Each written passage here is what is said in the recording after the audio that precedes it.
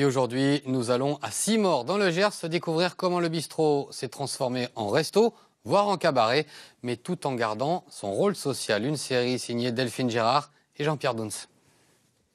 Ils étaient bien là alors. Bon, c'est un peu tardif, mais c'est quelque chose de très vivace, ça reprendra quand même. C'est une ronce le framboisier donc. Pour Séverine, la cuisine commence au jardin. Depuis 3 ans, elle a créé ce potager en bord de village. Elle l'entretient grâce à l'aide de Robert et Brice, 2 habitants retraités bénévoles. Donc je vais ramasser des pousses de fenouil, puis on va aller voir, j'ai une butte d'aromatique, j'ai besoin de pimprenelle, de la sauge pour faire cuire le veau.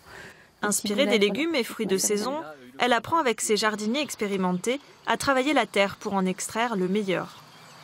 Ça fait partie d'un tout, de cultiver son légume, de le cuisiner après. On devient un peu humble aussi par rapport à ça.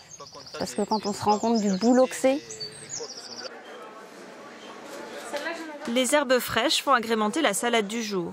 Pour les légumes et les fleurs, Séverine se fournit chez des maraîchers du secteur. L'assiette conjugue saveur, texture et couleur. Faire évoluer, faire goûter, parce qu'il y a des gens qui ne connaissent pas certains légumes. Quand la première fois j'ai servi des topinambours aux enfants du centre de loisirs, voilà, et même certaines personnes qui viennent manger là. Et c'est des petites victoires comme ça, c'est chouette. Puis du coup, après, les gens posent des questions, ils demandent ce que c'est les légumes, ça crée aussi de l'échange, quoi. Le bouche à oreille s'est installé en 2010 à Simore, après la fermeture du dernier café du village. Aux commandes, Arthur et Séverine ont parié sur le développement local. On est parti d'un café parce qu'on est persuadé que pour que ce soit pérenne en milieu rural, la culture, les rencontres, pour qu'elles soient pérennes, il faut qu'il y ait une économie derrière. Et donc du coup, on voulait partir d'un service quotidien, d'économique qui nous permette de financer de la culture et de faire des choses avec la culture.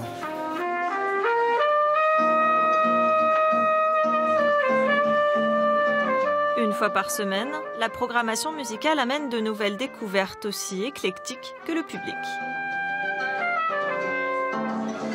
On retrouve une véritable attention des gens pour ce qu'il leur est proposé, autant dans l'assiette que dans la musique en fait. Et c'est ça qui nous intéresse en fait. Entre les expositions, les livres et les jeux, les joueurs de belote trouvent aussi leur place tous les après-midi.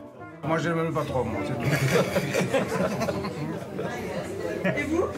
Le vin blanc. Ah, moi j'aime l'ambiance, toute l'ambiance du bar et l'extérieur. Bon, qu'est-ce que c'est là? Ah, t'as roulé? Il a roulé quoi? Pas question de se laisser distraire plus longtemps, la belote c'est du sérieux. Il y a plusieurs générations de personnes qui viennent, et alors on compare nos époques, puis après on parle un peu de tout, quoi. En 7 ans, le café a redynamisé le cœur de village. C'est ce qui a décidé cet artiste belge à s'installer ici. Comme on fait du théâtre, on avait envie de rencontrer un milieu qui nous correspond.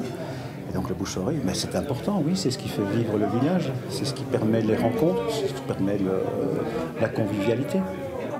Par souci d'indépendance, le bouche à oreille continue son chemin sans subvention. Les bonnes idées, ça fait longtemps qu'on ne les compte plus. Et la motivation, c'est bien connu, ça ne s'achète pas.